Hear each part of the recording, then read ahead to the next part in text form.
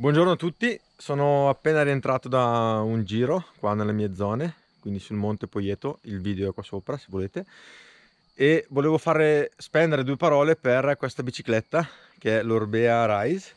Questa bicicletta per me è la bici più bella al mondo perché si addice a quello che voglio fare io, ovvero andare in bici in alta montagna. La caratteristica più importante è il peso, cioè il fatto che pesa poco e quindi questo giova tantissimo quando devo portarla, quando devo spingerla.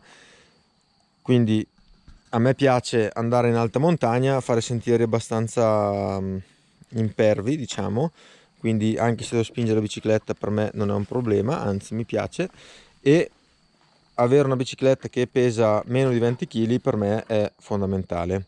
Ho provato a fare dei giri con altre bici full e mi sono trovato benissimo sotto certi aspetti, mentre sotto altri, ovvero quando devo spingerla, malissimo, perché per diversi aspetti, sia per il comando sia per il peso della bici stessa. Quindi il fatto che sia leggera mi aiuta tantissimo nei momenti in cui devo spingere la bici, e pesa meno di 20 kg, quindi diciamo che ha un valore aggiunto sotto questo punto di vista. L'essere leggera aiuta anche in discesa perché è più facile da mangiare, quindi nei sentieri stretti o nelle curve strette è facile da girare, è molto giocherellosa come bici. Perde un po' sui tratti molto scassati e veloci, perché sul tratto scassato avere una forcella anteriore un pochino più ampia, quindi 180 anziché 150,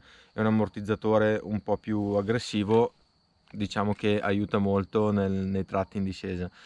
Oltre alla leggerezza è una figata secondo me il tasto di controllo del walk, della modalità walk.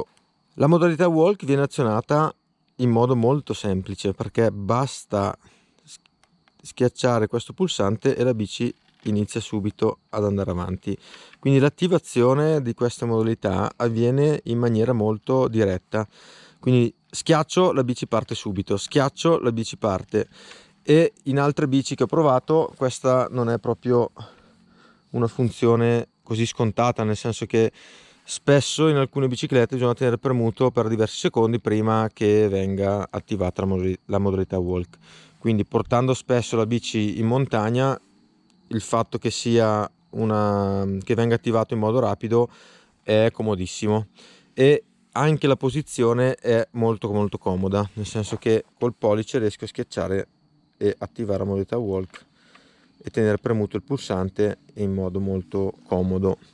Un'ultima caratteristica che la contraddistingue secondo me da biciclette più pesanti è il fatto bici elettriche più pesanti ovviamente, è il fatto ehm, che minchia volevo dire?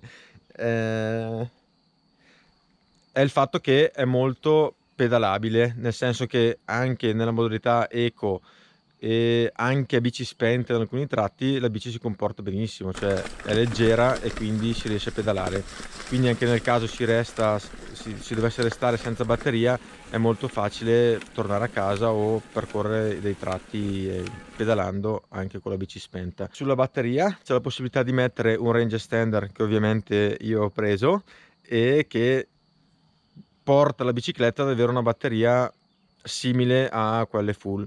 Avendo però un motore di 65 Nm nella modalità diciamo turbo, nella modalità più potente, ottimizzi un sacco la batteria, quindi ti permette di percorrere, sia per la tipologia di motore che ha, sia per la leggerezza della bicicletta, ti permette di percorrere tantissimi metri di dislivello rispetto ad una full che, seppur usata in modalità eco, secondo me è più potente. Poi dipende come si imposta la modalità eco ovviamente, però la bici è molto più pedalabile nei tratti in salita. Cosa perde? Si perde un pochino di divertimento in salita, però come dicevo prima è un compromesso che ci sta nel mio caso, perché andando in alta montagna prediligo il fatto che sia leggera e quindi che la possa portare, molto più facilmente, piuttosto che al fatto che mi spinga notevolmente su sentieri impervi in salita. Rispetto ad una bici muscolare invece, quindi si trova un po' nel mezzo, perché ti aiuta comunque in salita, cosa che se avessi in mano una bici muscolare non riuscirei a percorrere praticamente 1 metro in salita, sia per il mio grado di allenamento sia per il mio grado di allenamento.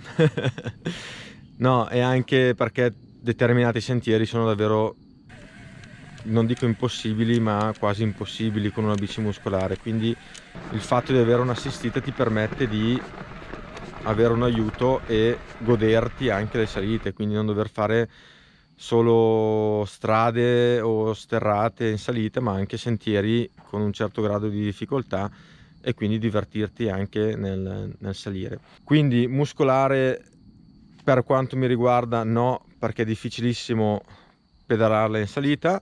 La full no, perché è troppo pesante nei tratti in cui devo spingerla, anche se è comunque molto divertente, ma comunque tutte le bici sono divertenti. E l'Orbea Rise per me è la bici del secolo, cioè un'invenzione pazzesca. Sono stati bravissimi e sono contentissimo di questa bici. La consiglio a chi innanzitutto come me vuole fare la stessa tipologia di uscita, quindi vuole andare a divertirsi in montagna.